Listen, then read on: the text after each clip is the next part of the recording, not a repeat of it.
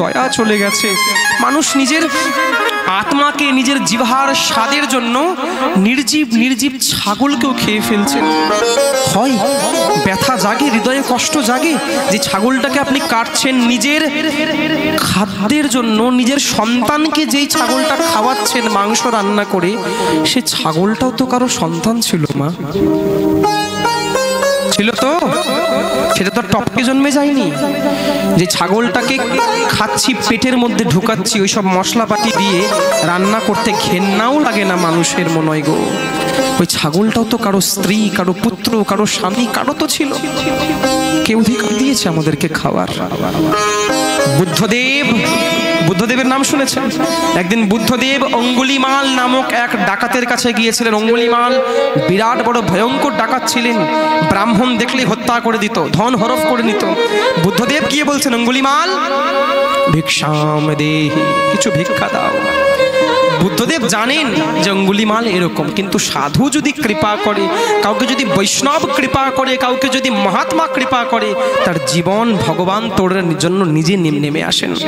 অঙ্গুলিমালকে বলছেন, ভিক্ষাম দেহি, কিছু ভিক্ষা দাও। এই সাধু, কোনো ভয় ডর নেই নাকি তোমার? তুমি অঙ্গুলিমালের কাছে এসে ভিক্ষা চাইছো? যাও, ছেড়ে দিলাম তোমাকে। তুমি দেখতে একটু সুন্দর, বুদ্ধদেব ভগবানের অবতার, তাই জন্য তোমাকে প্রাণ ভিক্ষা দিলাম, যাও। অঙ্গুলিমাল, ভিক্ষুক বা অতিথি যদি বাড়ি থেকে খালি হাতে ফিরে যায়, তাহলে তার গৃহকর্তার অমঙ্গল হয়। তুমি কিছু একটা আমাকে দাও। আরে তোমার গাছের নিচে যদি কোনো পাতা শুকনো পড়ে থাকে, সেই পাতাটাই দিয়ে দাও। ও, পাতা নেবে? সঙ্গে সঙ্গে অঙ্গুলিমাল গিয়ে একটা বড় গাছের ডাল ভেঙে দিয়ে দিল। মদ্য মাংস হেন কোনো দিন বাকি ছিল না যে মৎস্য আর মাংস আহার করতেন অঙ্গুলিমাল। যখন গাছের ডালটি ভেঙে দিচ্ছেন বুদ্ধদেবকে, বুদ্ধদেব তখন বলছেন, অঙ্গুলিমাল मैंने पत्ता मांगा था, तुमने डाली तोड़ दिया। मैंने पत्ता मांगा था, तुमने डाली तोड़ दिया। ये डाल हमको नहीं चाहिए, तुम ये डाली को जोड़ दो। ये डालटाকে তুমি জোড়া করে দাও, গাছে লাগিয়ে দাও। বলে, বাবড়ি हो गई के पागल हो गए हो तुम? যে ডাল ভেঙে দিলাম সেটা জোড়া কি করে করব? অঙ্গুলিমাল, এটাই তো বোঝাতে চাইছি তোমাকে, যেই ডালকে জোড়া করার সামর্থ্য তোমার মধ্যে নেই, সেই ডালকে ভাঙার অধিকার তোমাকে কে দিয়েছে? প্রেম সে বলো। যেই জীবকে, যেই পশুকে জন্ম দেওয়ার, চেতনা দেওয়ার, জন্ম দেওয়ার, পুনর্জীবন দেওয়ার তোমাকে অধিকার নেই, যাকে রক্ষা করার সামর্থ্য তোমার নেই, তাকে হত্যা করার অধিকার তোমাকে কে দিল গো? ভগবান দিয়েছে। আর যদি তোমার একটা, আমরা বলি না কচি পাঁঠার মাংস খাবো, আরে মানুষ ছোট্ট সন্তানকে যদি তোমার এরকম করে টানতে টানতে নিয়ে যায় কেউ বলি দেওয়ার জন্য, কাটার জন্য, তুমি দেবে? কি গো, দেবে? বুকে হাত দিয়ে বলো, দেবে? তারা প্রতিরোধ করতে পারে না, তাই না? তারা আসলে চিৎকার করে আমাদেরকে লাঠি নিয়ে তেড়ে আসতে পারে না। ছাগল তো, ও তো ম্যা ম্যা করতে পারে, ওর তো শক্তি নেই, ও কি প্রতিবাদ করবে আমাদেরকে? তাদের চোখের জল শুনেছো কখনো? তাদের চোখের জল কখনো? আর এমন ভাবে আমরা রক্ত মাংস পিণ্ড আহার করে কোনো মানুষকে, কোনো জীবকে, কোনো নির্জীব প্রাণীকে কাঁদিয়ে কোনো দিন জীবনে সুখী হতে পারবো বাবা? পারবো জীবনে কোনোদিন সুখী হতে? সবার জন্য চক্র ঘুরছে উপরে। মনে রাখবেন একটা কথা আমি সবসময় বলি, সব জায়গায়, এই জগতে সবার চোখের পাতা আছে, কিন্তু একজন নিজের চোখের পাতাই রাখলেন না। আইলিডস সবার আছে, একজন কিন্তু রাখেন নাই। কে বলো তো? কার চোখের পাতা নাই বলো? জগন্নাথ ভগবানের। জগন্নাথ নিজের চোখের পাতাকে কিন্তু তৈরি করলেন না। কেন? সবার কর্ম দর্শন করছেন। ये यथा मां प्रपद्यन्ते कर्मण्येवाधिकारस्ते मा फलेषु कदाचन।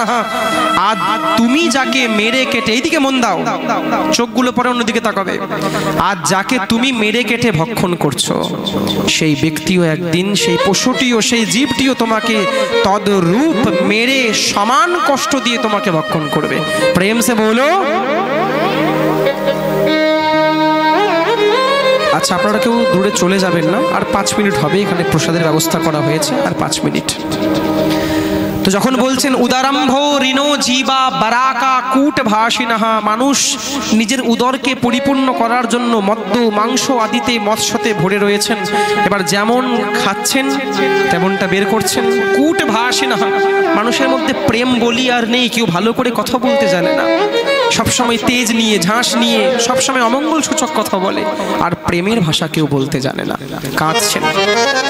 তো বলছেন দেবর্ষি নারদ, আমি এরকম চারিদিকে ঘুরতে ঘুরতে বৃন্দাবনে গেলাম, এবং বৃন্দাবনে যখন আমি গিয়ে দেখলাম মহারাজ যে যমুনার তীরে একটা রমণী সুন্দর যৌবন প্রাপ্ত স্ত্রী সেখানে বসে আছেন, আর দেখলাম সেই স্ত্রীর দুই কোলে, একদম যুবতী স্ত্রী, সেই স্ত্রীর দুই কোলে দুইজন বুড়ো বৃদ্ধ ঘুমিয়ে আছেন। আমি জিজ্ঞাসা করলাম, দেবী আপনি কে? বললেন, অহং ভক্ত রীতি খ্যাতা ইমৌ মে তনৌ মতৌ। হে দেবর্ষি, আমার নাম হচ্ছে ভক্তি দেবী, যে ভক্তি আমাদের মধ্যে থাকে, আর আমার যে দুইজন বুড়ো শুয়ে রয়েছে এই দুইজন আমার ছেলে। কি বললেন? আপনি এত যৌবন প্রাপ্তা আর আপনার দুই ছেলে এত বৃদ্ধ কি করে হয়ে গেল? কি নাম এদের? জ্ঞান বৈরাগ্য নামানো কালযোগেন জর্জরৌ। ভক্তির দুই পুত্রের নাম হচ্ছে জ্ঞান এবং বৈরাগ্য। কি নাম? যার হৃদয়ের মধ্যে ভক্তি থাকে তার সঙ্গে সঙ্গে দুই ছেলেও থাকে, তার মধ্যে জ্ঞানও থাকবে, তার মধ্যে ভক্তি থাকবে। জ্ঞান কথার অর্থ কি? আজকে আলোচনা করছিলাম, বিদ্যা দুই প্রকারের হয়, একটা জড়বিদ্যা, একটা পরবিদ্যা। জড়বিদ্যা মানে যা জড়জাগতিক বিদ্যা, হিস্ট্রি, জিওগ্রাফি, ফিজিক্স, ইতিহাস, ভূগোল, ভৌত বিজ্ঞান, রসায়ন বিজ্ঞান, এগুলো জড়বিদ্যা, যা জড়জাগতিকের বিদ্যা।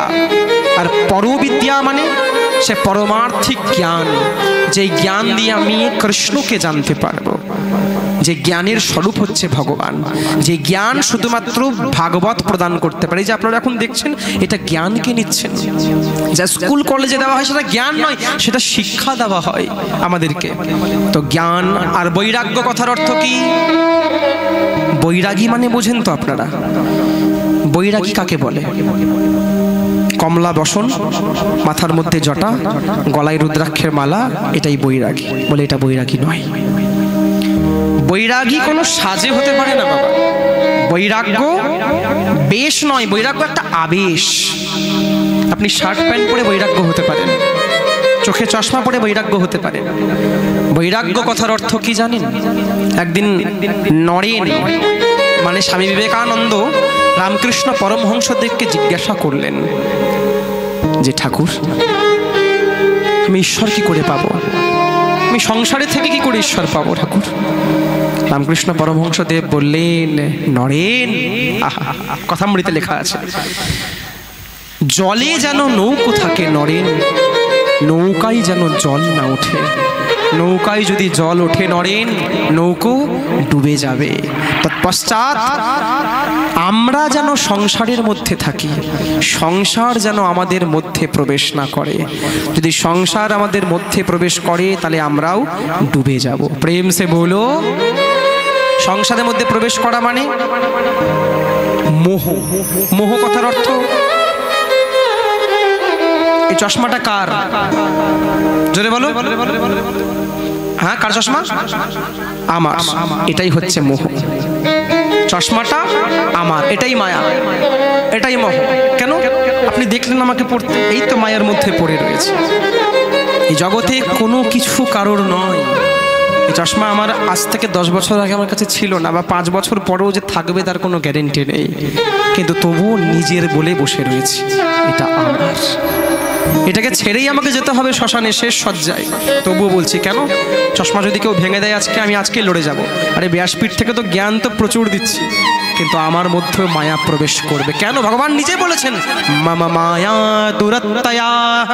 অর্জুন, মামা মায়া দুরত্তয়া, আমার মায়া অনেক দুষ্কর। তবে সম্পূর্ণরূপে কেউ আমার মায়াকে কাটিয়ে উঠতে পারে না। হ্যাঁ, মায়ার মধ্যে থেকে আমাকে প্রাপ্ত করতে পারে এমন আমি করতে পারি। কখন? যখন সাধু সঙ্গ হয়, যখন একসঙ্গে বসে সংকীর্তনানন্দের সঙ্গে কৃষ্ণ কথা আস্বাদন করা হয়, তখন আমাদের এই চিত্ত আর মন রূপী আয়নাটা পরিষ্কার হয়, চেতৌ দর্পণ মার্জন হয়। মায়া।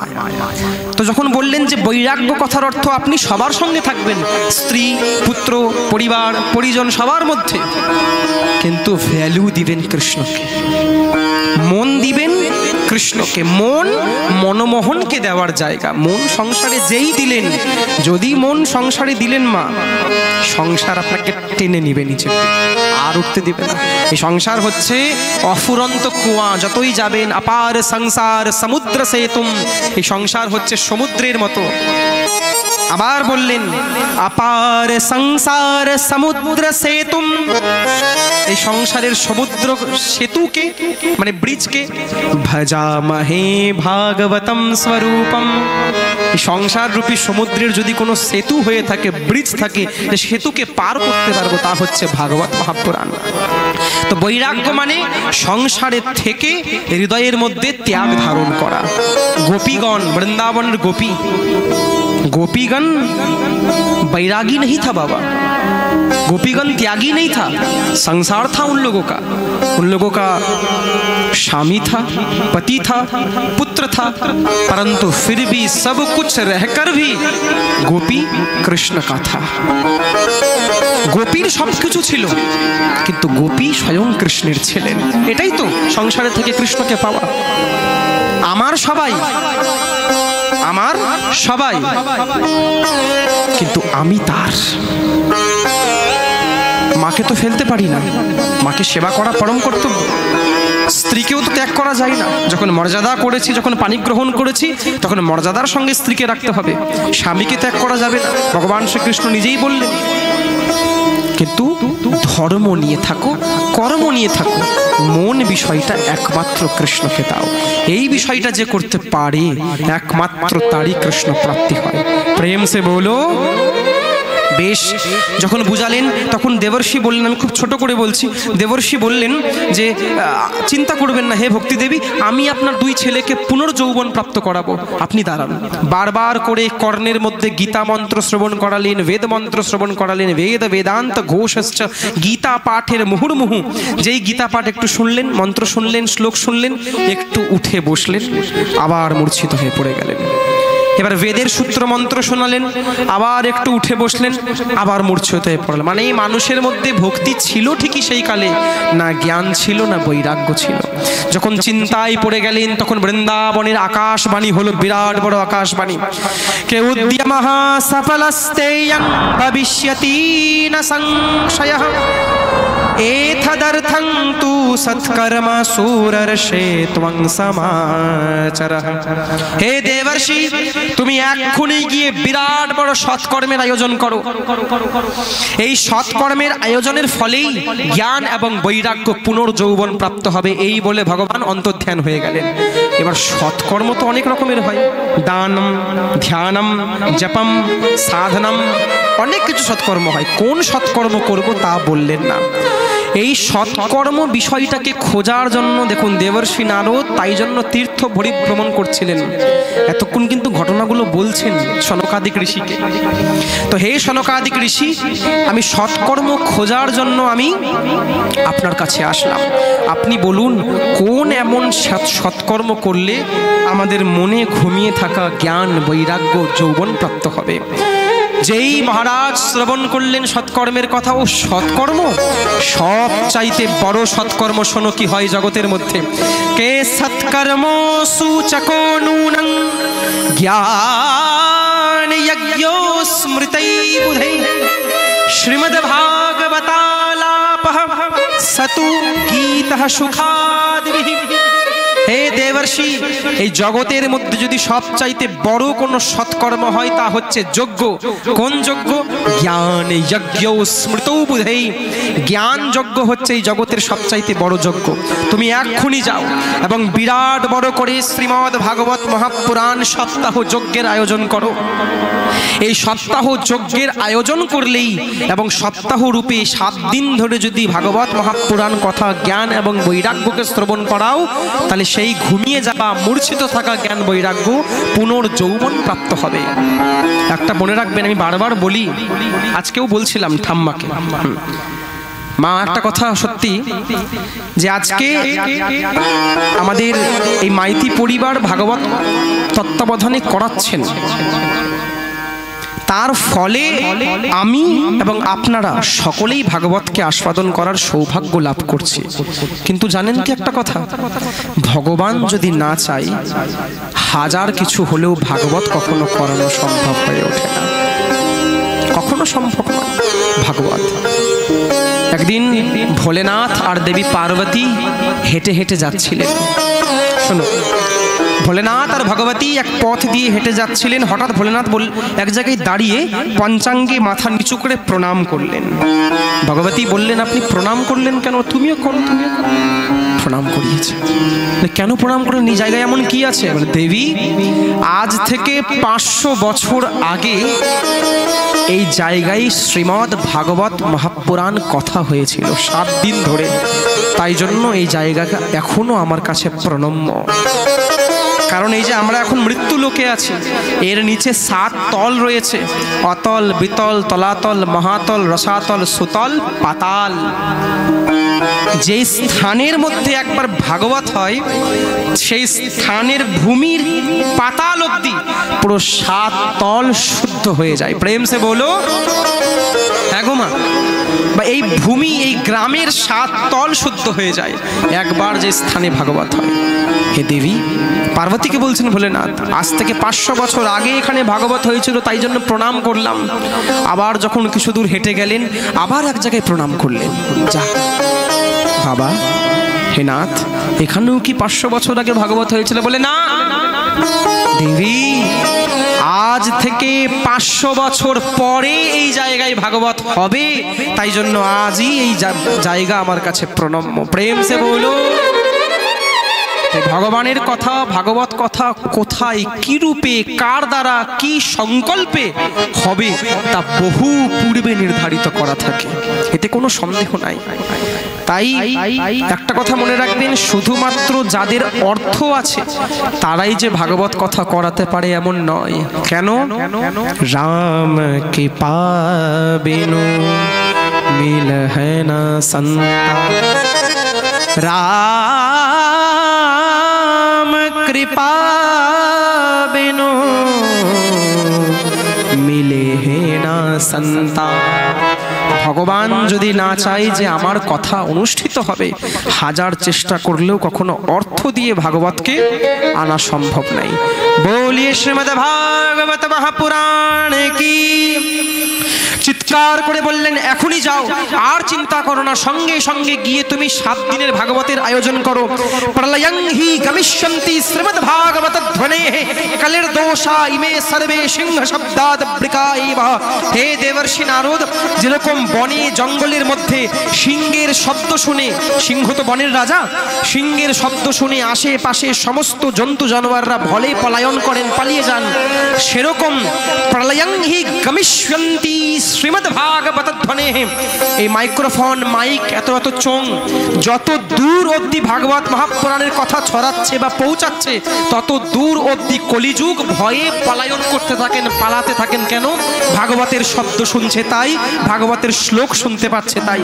কালের দোষা ইমে সর্বে সিংহ শব্দাদ বৃকাইব।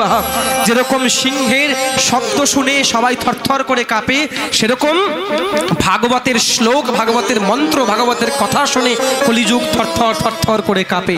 প্রেম সে বলো। আবার বললেন, এক্ষুনি যাও, আর দেরি করো না। শ্রীমদ্ ভাগবতা লাপত্তাত কথং বোধমেষ্যতি তৎ কথাসুত বেদার্থং শ্লোকে শ্লোকে পদে পদে।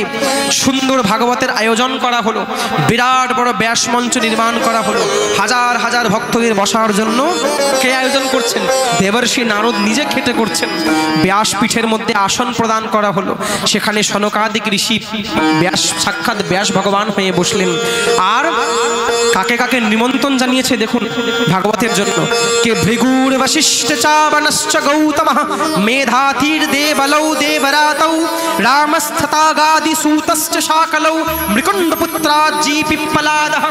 বললাম না ভাগবতের মধ্যে শুধু আমি আপনি বা এই মাইতি পরিবার নেই, ভাগবতের মধ্যে ভৃগুর বশিষ্ঠ সেই কালে কে কে এসেছিলেন? এক একজন ঋষির বয়স 2000 বছর বয়স, এক একজন ঋষির বয়স 5000 আয়ু।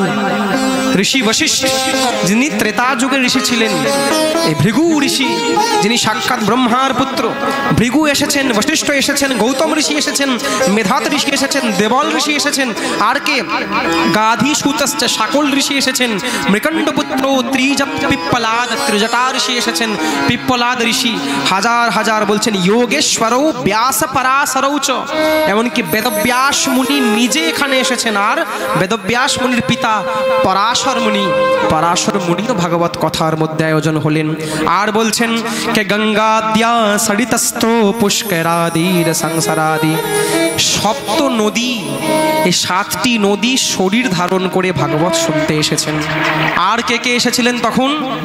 যেখানে যেখানে ভাগবত হবে আসবেন, সা রে গা মা পা ধা নি, সপ্ত সুর রাগের সেবা করার জন্য ভাগবতের মধ্যে এসে বসেছেন। এই যেখানে রাগ বাজছে, আমাদের গোবিন্দ ভাইয়া রাগ বাজাচ্ছেন, মালকোষ। ये कौन सा राग है? ये আহির ভৈরব। আমি রাগ মাগত জানি না, আমি অনুরাগের সেবা করি, রাগের উনি খুব সুন্দর জানেন, বিরাট বিদ্বান ওনারা। প্রেম সে বলো। তো রাগ বাজে বিবিধ প্রকারের, আহির ভৈরব, মালকোষ, হংসধ্বনি, এই হতো না, ওই যে হংসধ্বনি বাজাচ্ছে এবার। তারপরে সবচাইতে আমার পছন্দের রাগ শিবরঞ্জনী, তারপরে একটা হয় আশাবরী। আর ভগবান শ্রীকৃষ্ণের সবচাইতে পছন্দের রাগ কি জানো? ভগবান শ্রীকৃষ্ণের সবচাইতে পছন্দের রাগ, আমার রাগের নামটা মনে পড়ছে না, কালকে আমি বলবো মনে করে। যখন সুরদাস গান করছিলেন ভগবান বলছিলেন এ সুরা হামকো উস রাগ মে গানা শোনা, রাগ শুনিয়েছিলেন। তো রাগগুলো সেবা করতে এসেছেন সবাই, ভাগবত শুনতে এসেছেন। এবার যত যত ঋষি মুনিগণ এক লাইন হয়ে সারি সারি বসেছেন। এবার যে সমস্ত ঋষিরা গার্হস্থ্য ধর্ম পালন করেন, যাদের স্ত্রী পুত্র আছে, তারা একদিকে পুরুষেরা বসেছেন, একদিকে সারি সারি মায়েরা বসেছেন। এবং সেই যমুনার মধ্যে কচ্ছপ, মৎস্য, সাপ, সর্প যতজন ছিলেন সবাই উঠে উঠে এসে ভাগবত কথা শ্রবণ করতে বসেছেন। তাই শুধু আপনারা ভাগ্য শুনছেন না, এখানে আশেপাশে কীট পতঙ্গ, কুকুর, বিড়াল, ছাগল, কে কোন জনি রূপ ধারণ করে ভাগবত শ্রবণ করছে কেউ জানে না। বৃক্ষ, লতা আদি সবাই ভাগবত শ্রবণ করে নিজের এই জনি থেকে উদ্ধার হতে চাইছেন। দিব্য সুন্দর ভাগবতের চর্চা শুরু হলো। এবং ভাগবত শুরু করতে গিয়ে প্রথমেই বললেন কারা ভাগবত শ্রবণ করতে পারে? আপনাদের কি এই তাহালা গ্রামের মধ্যে শুধু কি এইটুকুই লোক আছে? এতটুকু তো লোক নেই, আরো জনসংখ্যা আছে। তাহলে কারা কারা ভাগবত শুনতে পারে? কে দুর্লভৈব কথা লোকে, এই মৃত্যু লোকে দুর্লভ হচ্ছেন ভাগবত কথা। টাকা পয়সা বাজারে 10 টাকা কিলো পাওয়া যাবে না, 1000 টাকা কিলো পাওয়া যাবে না। কে দুর্লভৈব কথা লোকে শ্রীমদ ভাগবতোদ্ভবাঃ, শ্রীমদ ভাগবতোদ্ভবাঃ দুর্লভৈব কথা লোকে। কে শুনতে পান? কোটি জন্ম সমুত্থেন পুণ্য নৈবেতু লভ্যতে। কোনো ব্যক্তি, কোনো মানুষ কোটি কোটি জন্মের পুণ্য যখন একত্রিত হয়, এক হয়, তারপরে তার ভাগ্যে ভাগবত কথা জোটে। প্রেম সে বলো। আর একটা ভাব আমি সব জায়গায় বলি, এই ধরাধাম, এই পৃথিবী হচ্ছেন ভগবান শ্রী হরির বিচরণ ভূমি, মানে বাগান, ফুলের বাগান, সুমনের বাগান। ভগবান এই ধরাধামে যেরকম ফুলের বাগানে আমরা হাঁটতে বেরোই, ভগবানও হাঁটতে বেরোয়। যদি কোথাও ভাগবত কথা হয় তার কিছুদিন আগে এসেই ভগবান সেই স্থানে এসে হেঁটে চলে বেড়ান। কেন? এই ফুলের বাগানেও ফুল ফুটে, কে? মানুষ রূপী পুষ্প ভগবান ফুটিয়ে রেখেছে। এবার আপনারাই বলুন, আপনাদের তো এখানে ফুল বিষয়টা একটু বেশি আছে, পুষ্প, তাই তো? সব ফুল কি ভগবানের সেবায় লাগাতে পারেন? যদি ছিঁড়ে যায়, ফুলের পাপড়ি ছিঁড়ে যায়, পচে যায়, সব ফুল দিতে পারেন ভগবানের সেবায়? যেই ফুলটা টাটকা, যেই ফুলটা সতেজ, যেই ফুলটা খুব সুন্দর, একদম ফ্রেশ, সেই ফুলটা ভগবানের সেবায় দিতে চায়? বেছে বেছে ফুল চয়ন করতে হয়, নিয়মই আছে। তো ভগবান শ্রী হরিও এই কদিন ধরে এই তাহালা গ্রামের মধ্যে বিচরণ করছিলেন, আর আপনাদের মতো সুন্দর সুন্দর পুষ্পগুলোকে বেছেছেন ভগবান। এই ফুলগুলো ভাগবত কথায় আসার সৌভাগ্য লাভ করবে। সেই ফুল যাদেরকে ভগবান বেছেছেন তারাই একমাত্র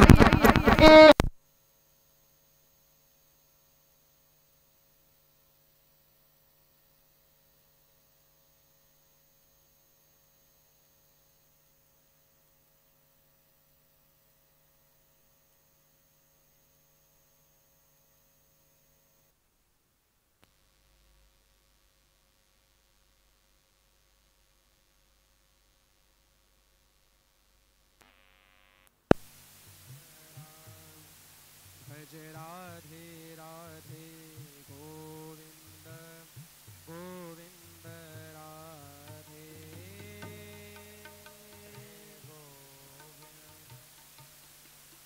গোবিন্দ রাধে বলো রাধা রমণ লাল কি জয়।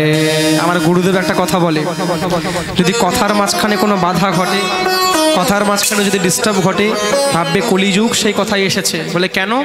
যদি ভক্তগণ মন প্রাণ দিয়ে চুপচাপ করে কথা শ্রবণ করে, কলিযুগের তখন জ্বালা শুরু হয়। কেন? এরা কথা যদি শ্রবণ করে তাহলে আমি কলিযুগ কোথায় যাব? আমি তো এদের ঘরে মাথার মধ্যে বসে থাকি। গুরুদেব বলে না, এরা যদি কথা শ্রবণ করে মন দিয়ে তাহলে আমি গিয়ে ব্যাঘাত ঘটাবো। অনেক জায়গায় হয় এরকম। এখানে তো ফিউজ উড়ছে, কোনো জায়গায় লাইন উড়ে যায়, কোনো জায়গায় মাইকের সাউন্ড উড়ে যায়। হ্যাঁ, এক জায়গায় তো পাঠ করছি, সমস্ত জায়গা অন্ধকার হয়ে গেল, কিন্তু মাইক চলছে। প্রেম সে বলো, এ চলতে থাকে আমাদের সঙ্গে, নিত্য সঙ্গী। বলো বৃন্দাবন বিহারী লাল কি। হ্যাঁ, তো কি বলছিলাম একটু মনে করিয়ে দাও তো মাইয়া। হ্যাঁ মা, হ্যাঁ জোরে বলো। হ্যাঁ, তো কে একমাত্র ভাগবত কথা শুনতে পারে? কোটি জন্ম সমুত্থেন পুণ্য নৈবেতু লভ্যতে, যার কোটি কোটি জন্মের পুণ্য হয়। তো ভগবান পুষ্পের কথা বলছিলাম। তো ভগবান আপনাদের মতো সুন্দর সুন্দর পুষ্পগুলোকে বেছে চয়ন করে নিয়ে এসেছেন, তারাই একমাত্র ভাগবতের চরণে পুষ্পাঞ্জলি হতে পেরেছেন। সব ফুল কিন্তু ভগবানের চরণে আসে না। ফুল ভাঙা হয় একটা গাছ থেকে, কিছু ফুল চলে যায় মৃতদেহর উপরে, কিছু ফুল চলে যায় এই সমাজের সামাজিক কর্ম ডেকোরেশনের জায়গায়, কিছু ফুল চলে যায় কোনো বিষয় বা কোনো রকম সাংসারিক কার্যে, আর কিছু ফুল যায় ভগবান শ্রী হরির চরণে। এবার যেই ফুলগুলো ভগবানের চরণে যায়, সেই ফুলগুলো এই জন্মের জন্য নয়, কোটি কোটি জন্ম তারা তপস্যা করেছেন, যখন তারা অন্যান্য জনি পেয়েছেন তারপরে পুষ্প হয়েছেন। অত সহজ নয় ভগবানের চরণে আসা। তাই আপনারা যদি ভাবেন যে শুধুমাত্র আপনার নিজের ইচ্ছায় নিজের চেষ্টায় চলে এসেছেন ভাগবত কথায়, কখনো নয়। ভগবান যদি কৃপা করে টেনে টেনে কাউকে ভাগবত কথায় না বসাই, কারো হৃদয়ের মধ্যে সামর্থ্য নেই ভাগবত কথায় এসে উপস্থিত হবে। প্রেম সে বলো, আরে সাক্ষাৎ দেবরাজ ইন্দ্র এসেছিলেন সুখদেব মহারাজের কাছে ভাগবত শুনতে, ফিরিয়ে দিয়েছেন। এবং বিনিময়ও যাতে সুধারাজ্ঞা প্রপিয়তাম, তুমি ভাগবত শোনার যোগ্য নয়, দেব দুর্লভ হচ্ছেন এই ভাগবত। আর ভাগবতের সবচাইতে প্রিয় শ্লোক, ইয়ৎ ফলম নাস্তি তপসা না যোগেন সমাধিনা, যেই ফল তপস্যাতে পাওয়া যায় না। পারবেন তপস্যা করতে? লাগাও চোখ বন্ধ করে থাকো এবার 10 দিন দেখি। হে মহারাজ, ঘুমিয়ে যাবো, সেখানে তপস্যা হবে না। ইয়ৎ ফলম নাস্তি তপসা না যোগেন, যোগ করতে পারবেন? এক পায়ে দাঁড়িয়ে কতক্ষণ থাকতে পারবেন? যোগেন সমাধিনা, কঠোরভাবে সমাধি করতে পারবেন? কেউ পারবে না। আরে মহারাজ, আমি গরমের মধ্যে থেকে পারি না, গরম সহ্য হয় না, আর সমাধি কি লাগবো? প্রেম সে বলো। তো কি বললেন? না যোগ, না তপস্যা, না সমাধি। কোটি কোটি যুগের সমাধিও লাগবে না, কোটি কোটি যুগের তপস্যাও লাগবে না, কোটি কোটি যুগের জপও লাগবে না। কিন্তু কোনো ব্যক্তি যদি অনায়াসেন তৎসর্বং সপ্তাহ শ্রবণং লভেত, অনায়াসে পাবেন। যদি কোনো ভক্ত এই 7 দিন ভাগবতকে একভাবে শ্রবণ করে নেয় আর চিত্তের মধ্যে ধারণ করে, অনায়াসেন সপ্তাহ শ্রবণং শ্রমণে লভেত, সেই তপস্যা, সেই যোগ, সেই সমাধি অনায়াসে মানুষ পেয়ে যায়। প্রেম সে বলো। এবার যেই ভাগবত কথা বিশ্রামের দিকে হলো মহারাজ, যেই 7 দিন ভাগবত কথা শেষ হয়েছে, ওই দিক থেকে সঙ্গে সঙ্গে জ্ঞান বৈরাগ্য নিজের যৌবন ফিরে পেয়েছেন এবং ভক্তি দেবীর সঙ্গে মহারাজ দৌড়তে দৌড়তে নৃত্য করতে করতে সবাই সেই ভাগবত কথার মধ্যে উপস্থিত হয়েছেন। বলিয়ে শ্রীমদ ভাগবত মহাপুরাণে কি। এই যে ভাগবতে বলছেন আশ্চর্যমেকম সমুভূতদানিম, একটা আশ্চর্য ঘটনা সবাই দেখলো। কি ঘটনা? তদুচ্যতে সংশ্রীণু শৌনকত্বম ভক্তিহি সুতৌ তৌ তরুণৌ গৃহীতা। তরুণ হয়ে গেছেন তারা বৃদ্ধা থেকে, আর কীর্তন করতে করতে আসছেন। কি কীর্তন করছেন? শ্রীকৃষ্ণ গোবিন্দ হরে মুরারে নাথাতি নামানি মুহর বদন্তি। ভক্তি মহারানী সেখানে জয় জয়কার করে উঠলেন। সবাই মিলে যেই ভক্তি দেবী উপস্থিত হয়েছেন, এর মানে দেখুন ভাগবত এমন একটি লীলা ক্ষেত্র গ্রন্থ, যখন যখন লীলা প্রকট হয় সাক্ষাৎ সেই লীলা প্রকট হয়। ভক্তি দেবী যখন কথাই প্রকট হলেন, তার মানে সত্যি সত্যি ভক্তি দেবী জ্ঞান এবং বৈরাগ্যকে নিয়ে প্রকট হয়েছেন। যখন ভক্তি জ্ঞান এবং বৈরাগ্য প্রকট হলেন, সেই সভার মধ্যে সবাই জয় জয়কার করলেন। বলিয়ে ভক্তি মহারানী কি জয়, বলিয়ে জ্ঞান বৈরাগ্য মহারাজ কি জয়। ভক্তিকে তখন সনকাদিক ঋষি প্রশ্ন করলেন, হে ভক্তি তুমি আজ থেকে থাকবে কোথায়? আমি ভক্তের হৃদয়ের মধ্যে থাকবো। কোন ভক্ত যদি গোবিন্দ স্বরূপ কর্ত্রী একবার ভগবানের চরণে নিষ্ঠা জন্ম নেয়, আমি কথা দিচ্ছি, ভক্তিদেবী কথা দিলেন। কি কথা দিলেন? নিরন্তরং বৈষ্ণব মানসানি, সেই বৈষ্ণবের হৃদয়ে আমি নিরন্তর বাস করব। সব ছেড়ে গেলেও আমি ভক্তি দেবী সেই মনুষ্যের হৃদয়কে কখনো ছেড়ে যাব না। প্রেম সে বলো। সবাই মিলে আসুন আমরা আজকের কথা এই ভক্তি দেবীর গুণগানে নাম সংকীর্তনে বিশ্রাম দিই। কি কি সংকীর্তন করব আমরা?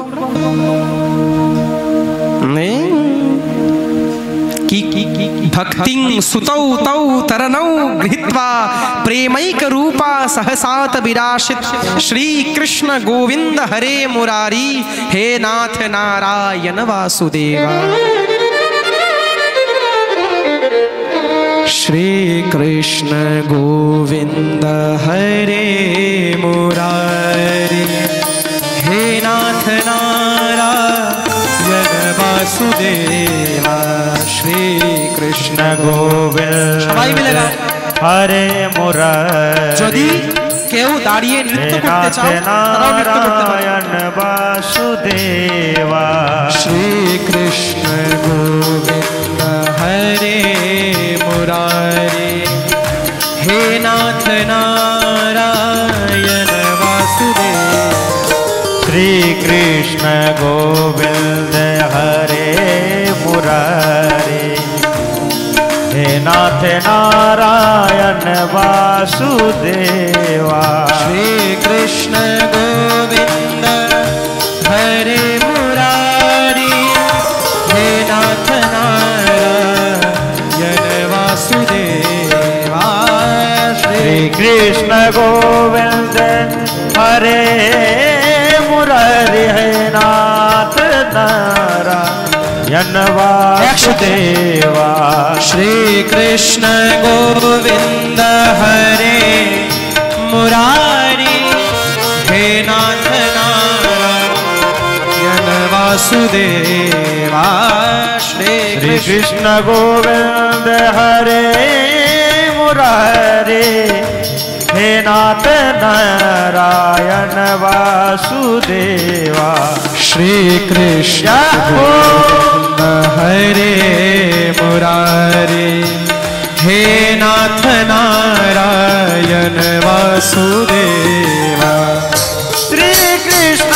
गोविंद हरे मुरारी हे नाथ नारायण वासुदेवा। श्री कृष्ण गोविंद हरे मुरारी हे नाथ नारायण वासुदेवा। श्री कृष्ण गोविंद हरे मुरारी हे नाथ नारायण वासुदेवा। যদি আমরা কীর্তন গায়, হে নাথ রমণ পৃষ্ঠ। দ্রৌপদী হাত উঠিয়েছিলেন, তারপরে কৃষ্ণ এসেছিল। হাত কেন উঠাই? স্কুল কলেজে যখন নাম ডাকে তখন হাত উঠিয়ে আমরা বলি না উপস্থিত, তো ভগবানকে বলতে হয় নাথ আমি শরণাপন্ন তোমায়। সবাই মিলে গাও করতালি দিয়ে।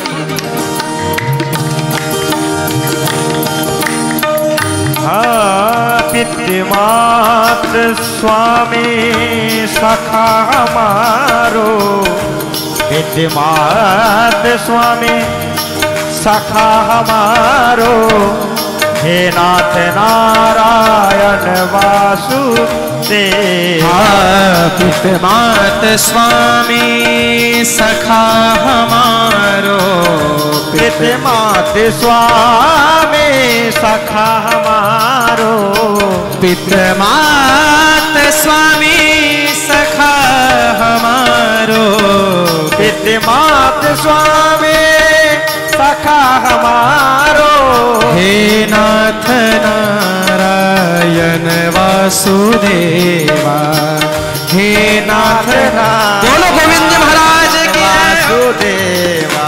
श्री कृष्ण गोविंद हरे मुरारी, हे नाथ नारायण वासुदेवा।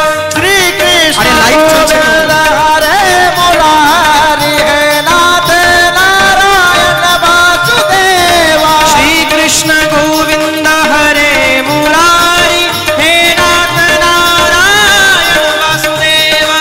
हे नाथ नारायण वासुदेवा, हे